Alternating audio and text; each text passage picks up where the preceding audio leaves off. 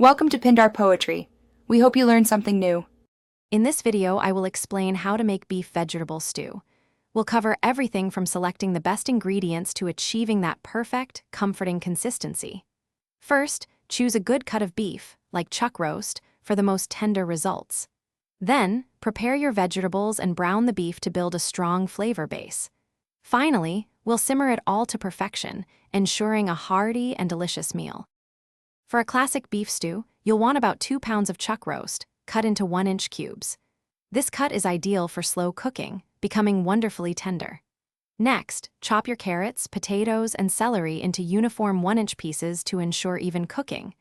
Don't forget essential liquids like beef broth and a touch of tomato paste, along with aromatic herbs such as thyme and a bay leaf. Season your beef well with salt and pepper before you begin. Start by searing your beef in batches in a large pot or Dutch oven until it's beautifully browned on all sides. This step is crucial for developing deep flavor. After removing the beef, sauté your chopped onions and minced garlic until they are fragrant and softened. Then, deglaze the pot with a liquid, like red wine or beef broth, scraping up all those delicious brown bits from the bottom.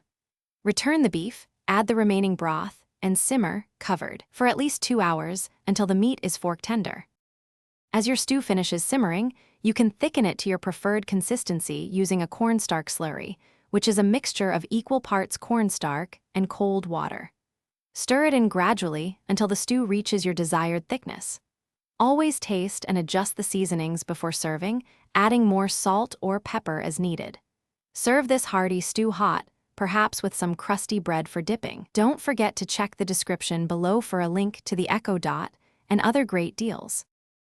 Thanks for watching. Consider subscribing if we helped you.